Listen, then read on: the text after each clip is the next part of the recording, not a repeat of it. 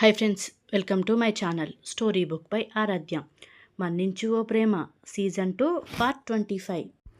పూజితకు ఇంకా హర్షకు మధ్య గొడవలు పెట్టమని చరితకు చెప్తాడు చాణక్య. ఇక వాళ్ళు ఎదురు చూసే రోజు రానే వచ్చింది.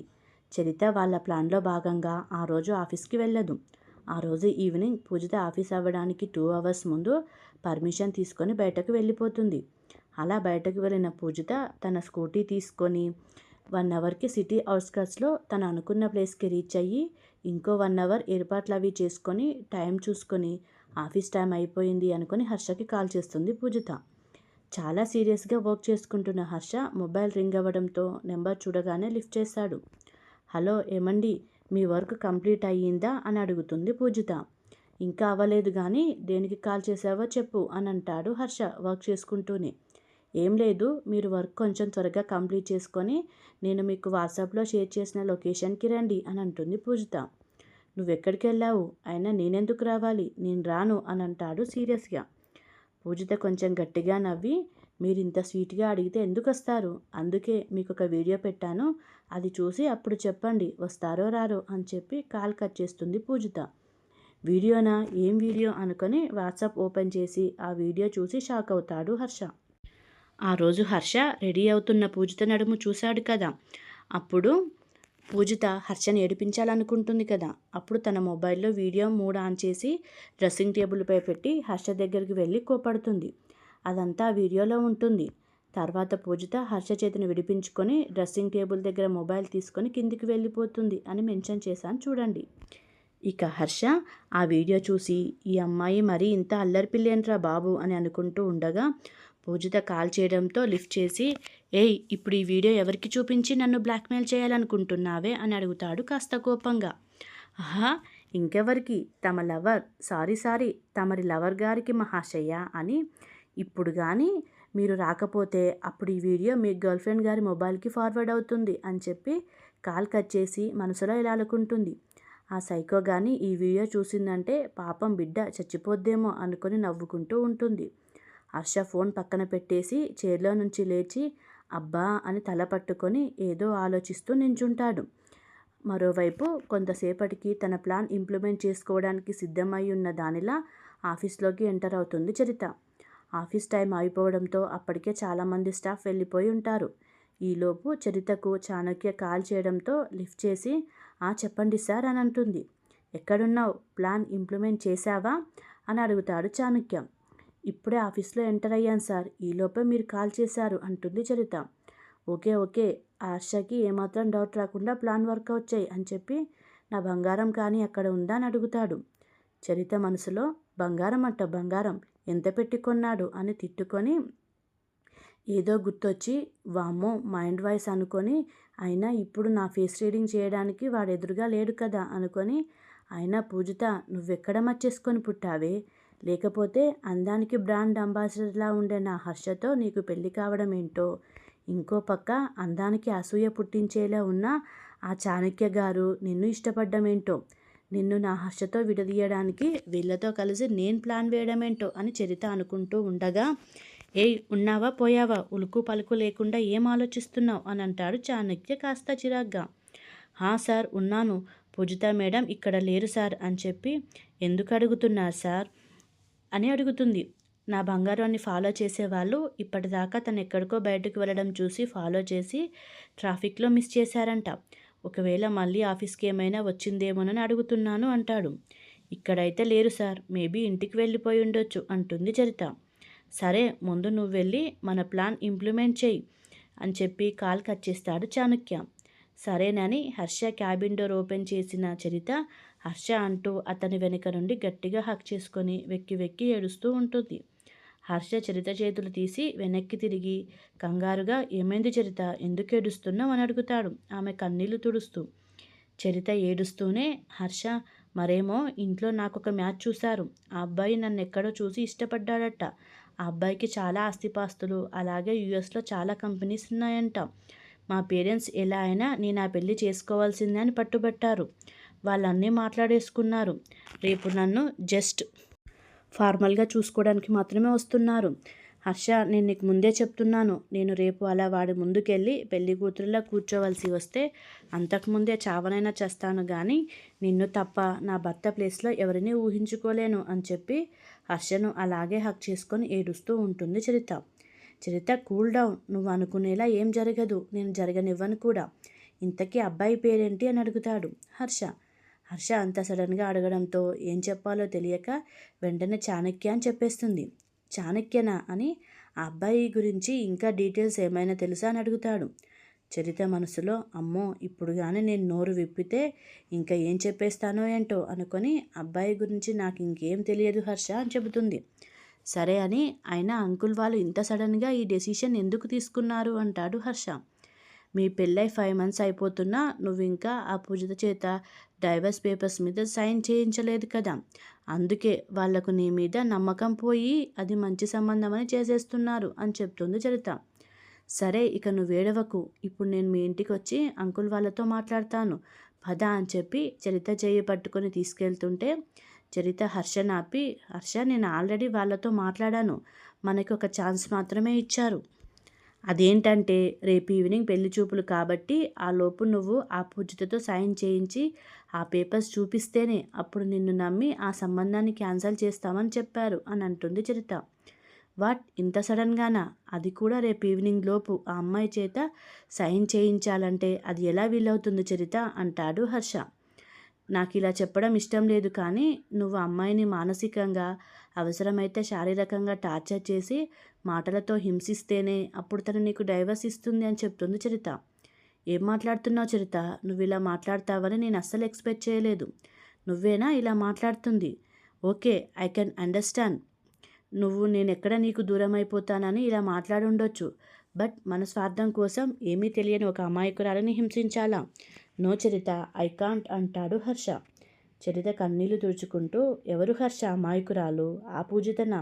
ఒకసారి ఇటు చూడు అని పూజిత తనని కొట్టినప్పుడు ఏర్పడిన దెబ్బలు తాలూకు మచ్చలు చూపించి, ఈ దెబ్బలు నాకు ఎలా తగిలాయి అనుకుంటున్నావు? నువ్వు అమాయకురాలన్నావే, ఆ పూజితనే నన్ను పిచ్చి కుక్కని కొట్టినట్టు కొట్టింది, ఒకసారి చూడు అని చూపిస్తుంది.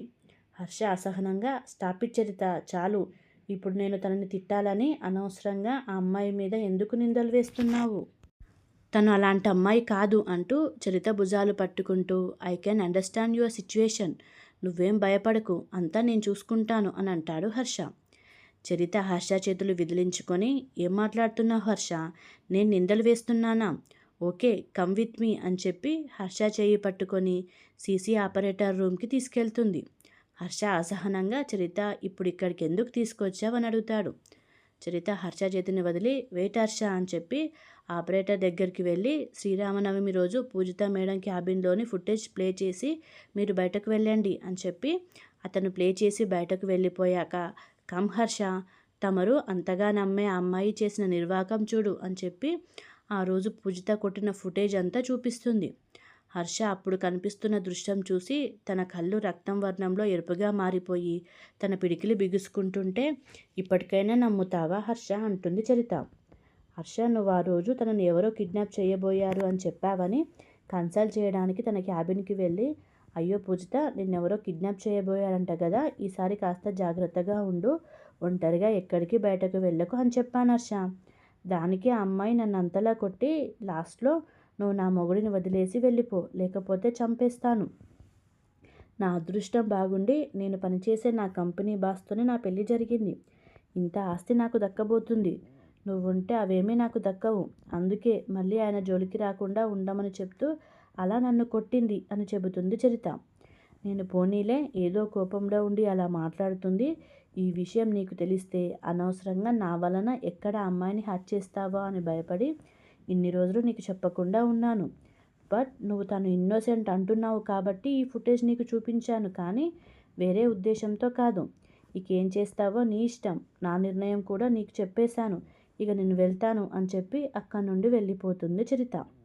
హర్ష కూడా అక్కడి నుండి కోపంగా తన కార్ దగ్గరికి వెళ్ళి కూర్చొని పూజిత పంపించిన లొకేషన్కి స్టార్ట్ అవుతాడు. ఆ లొకేషన్కి వెళ్ళేటప్పటికి చాలా చీకటి పడిపోతుంది. అక్కడంతా చీకటిగా ఉండి ఎక్కడా పూజిత కనబడకపోవడంతో పూజితకు కాల్ చేస్తాడు. పూజిత సౌండ్ లేకుండా హర్ష వెనక్కి వచ్చి ఒక్కసారిగా బూ అంటుంది. వెంటనే హర్ష వెనక్కి తిరిగి అక్కడున్న పూజిత చెంపపై లాగిపెట్టి కొడతాడు. హర్ష అంత ఫోర్స్గా కొట్టడంతో పూజిత కింద పడిపోయి తను చెంపపై చేయి పెట్టుకొని నోటి నుండి చిన్నగా రక్తం వచ్చి నొప్పికి కంట్లో నుండి నీళ్ళు వచ్చేస్తుంటే అలానే లేచి నుంచొని బాధగా, సారీ అండి, నేనేదో సరదాకి మిమ్మల్ని ఆట పెట్టించాను అని అలా చేశాను అంతే, దానికే ఇంత గట్టిగా కొట్టాలా అని అంటుంది ఆ నొప్పికి బాధగా. ఓ, నేను ఒకే ఒక్క దెబ్బ కొట్టినందుకే నీకు అంతగా నొప్పి వచ్చి ఏడుస్తున్నావే, మరి ఆ రోజున చరితను ఎంత దారుణంగా కొట్టావో గుర్తులేదా? అయినా తను మంచిది కాబట్టి ఇప్పటి వరకు నువ్వు కొట్టిన విషయం కూడా నాకు చెప్పలేదు. అంత మంచి అమ్మాయిని పట్టుకొని నీకెలా కొట్టాలనిపించింది అంటాడు హర్ష. అది కాదండి అని పూజిత ఏదో చెప్పబోతుంటే, నీకు డబ్బు మీద అంత ఆశ ఉంటే మన పెళ్ళైన రాత్రి చెప్పాను కదా, నీకు నాకన్నా డబ్బున్నోడిని తెచ్చి పెళ్లి చేస్తానని. అలాంటిది డబ్బు కోసం నా చరితను ఇష్టం వచ్చినట్టు కొడతావా? అయినా తను మన మధ్యలోకి రావడం కాదే, నువ్వే ఒక శనిగ్రహంలా మా మధ్యలోకి వచ్చావు అంటాడు హర్ష. అప్పటికే పూజితకి హర్ష మాటలకు చెంపలపై కన్నీళ్లు కారిపోతూ ఉంటాయి. అయినా నన్ను ఇలా జిడ్డులా తగులుకున్నావంటే, ఇష్టం లేదంటున్నా సిగ్గు లేకుండా నీ అందాలు ఎరవేయాలని చూసిన నువ్వెక్కడా, నా కోసం ఎంతగానో ఎదురు చూస్తున్న చరితెక్కడా? నువ్వు తన కాలి గోటికి కూడా సరిపోవు కదే, ఎందుకే నన్ను ఇలా పీడిస్తున్నావు? అసలు నువ్వు అనేదానివి లేకుంటే ఆ రోజు నా చరిత మండపం నుండి వెళ్ళిపోయినా తను తిరిగి వచ్చాకనైనా నాకు తననిచ్చి పెళ్లి చేసుండేది మామ్. కానీ తన జాతకాల పిచ్చితో నిన్ను చూడ్డం వలన నిన్నిచ్చి నాకు అంటగట్టింది. అప్పటి నుండి నా లైఫ్లో అసలు సంతోషమే లేకుండా పోయింది. అయినా ఎప్పుడు నీ స్వార్థమే చూసుకుంటున్నావు కానీ నీ వల్ల ఇక్కడ మా ఇద్దరి లైఫ్ డిస్టర్బ్ అవుతుందని అర్థమవుతుందా నీకు?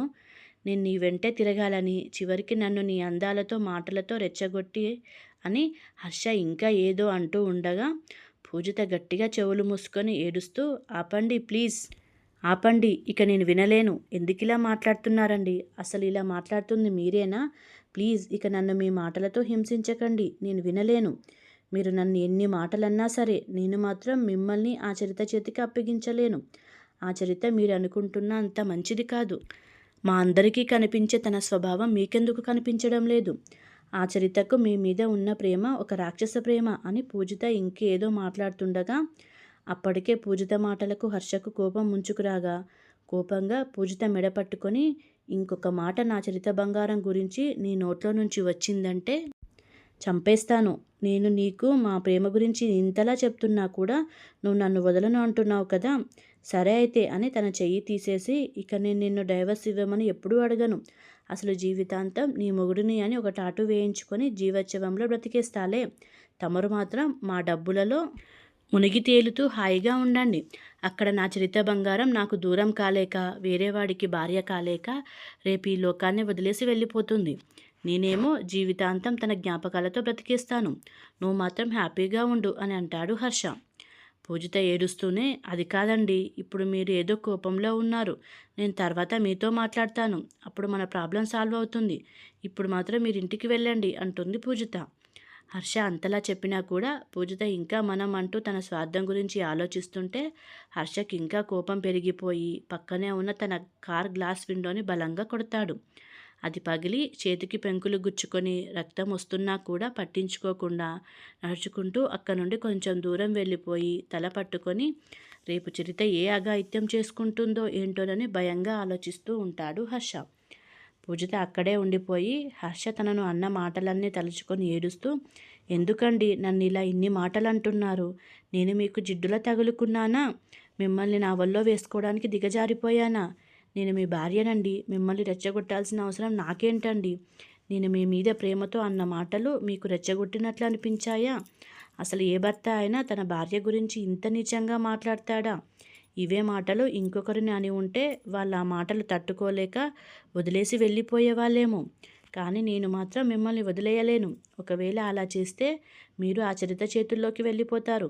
దాని గురించి మీకు తెలియదండి. ఇప్పుడు మీరు కోపంలో ఉండి నా మాటలు వినడం లేదు అని పూజిత ఆలోచిస్తూ ఉండగా అక్కడికి 2 రౌడీలు వచ్చి, మామ గుంట భలే ఉంది కదరా, దీనితో ఎవరూ లేనట్టున్నారు, పద మామ దీన్ని మన ప్లేస్కి తీసుకెళ్ళి బాగా ఎంజాయ్ చేద్దామంటాడు. రెండవ రౌడీ, అవును మామ మంచి క్లాస్ పోరిలా ఉంది, ఇలాంటి పోరిలను నేను ఇప్పటి వరకు టేస్ట్ చేయలేదు, ఈరోజు పట్టు పట్టాల్సిందే పదరా అని చెప్పి పూజిత దగ్గరికి వచ్చి తన చెయ్యి పట్టుకుంటారు. పూజిత కాన్షియస్లోకి వచ్చి ఎవరు మీరు, వదలండి నన్ను, లేకపోతే మా ఆయనకు చెప్తాను అని గింజుకుంటుంటే ఒక రౌడీ ఏం పాప, ఎవరూ లేని సిటీ అవుట్స్కట్లోకి వచ్చి మాకు దొరికిపోయి మా ఆయన ఉన్నాడు ఆయనకు చెప్తాను అని అంటే నమ్మడానికి మేము నీ కంటికి మరీ అంత పిచ్చివెదవల్లా కనిపిస్తున్నామా? ఏరా దీని మొగుడు నీకేమైనా కనిపిస్తున్నాడా అంటాడు మొదటివాడు. రెండవ రౌడీ లేదు మామ, నాకైతే కనబడ్డం లేదు అంటాడు. మేడం గారు తప్పించుకోవడానికి కట్టుకథలు చెబుతున్నారు కానీ ముందు దీన్ని జీప్లోకి ఎక్కించు అంటాడు మొదటివాడు. పూజిత వాళ్ళ మాటలకి ఇంకా భయపడిపోయి బలంగా వాడి చేతుల నుండి విడిపించుకొని అక్కడి నుండి పరిగెడుతూ మనసులో ఎక్కడున్నారండి అనుకుంటూ కొంచెం దూరంలో హర్ష కనబడటంతో పరిగెత్తుకుంటూ వెళ్ళి హర్ష చేతిని పట్టుకుంటుంది. హర్ష వెనక్కి తిరిగి చూడగా ఆ రౌడీలు అక్కడికి వస్తారు. పూజిత భయంగా హర్ష వెనక్కి వెళ్ళి దాక్కుంటుంది. రెండవ రౌడీ చిన్నగా మామ వీడే దీని మొగుడు అనుకుంటా, చూడ్డానికి మంచి బాడీ బిల్డర్లా ఉన్నాడు, మనకెందుకు వచ్చిన బాధ, మనం వెళ్ళిపోదాం మామ అంటాడు. మొదటి రౌడీ నువ్వు ఆగరా అని హలో బాస్ ఎవరు నువ్వు, దాని మొగుడివా, మర్యాదగా దాన్ని ఇక్కడ వదిలేసి వెళ్ళిపో, కాదని హీరోయిజం చూపించడానికి ట్రై చేశావనుకో నిన్ను చంపైనా దాన్ని ఇక్కడ నుండి తీసుకెళ్తామని బెదిరిస్తాడు. అప్పటికే కోపంగా ఉన్న హర్షకి వాళ్ళ మాటలకి ఇంకా కోపం రాగా ఎవరన్నారా నేను దాని మొగుడిని అని, చూడండి ఈ అమ్మాయికి నాకు ఎలాంటి సంబంధం లేదు అని అంటాడు హర్ష. ఆ మాటకు పూజితకు భూమి స్తంభించిపోయినట్టు అవుతుంది. ఆ షాక్లో కళ్ళు పెద్దవి చేసుకొని హర్ష వైపు చూస్తుంది. అలాగే మీరు ఈ అమ్మాయిని ఏం చేసుకుంటారో చేసుకోండి, ఐ డోంట్ కేర్ అని చెప్పి పూజితను విడిపించుకొని విసురుగా అక్కడి నుండి వెళ్ళిపోతాడు హర్ష. ఓకే ఫ్రెండ్స్, ఆ తర్వాత ఏం జరిగిందో తరువాతి భాగంలో చూద్దాం. మీకు ఈ కథ నచ్చినట్లయితే ఈ ఛానల్ని సబ్స్క్రైబ్ చేసుకోగలరు. Please subscribe to my channel.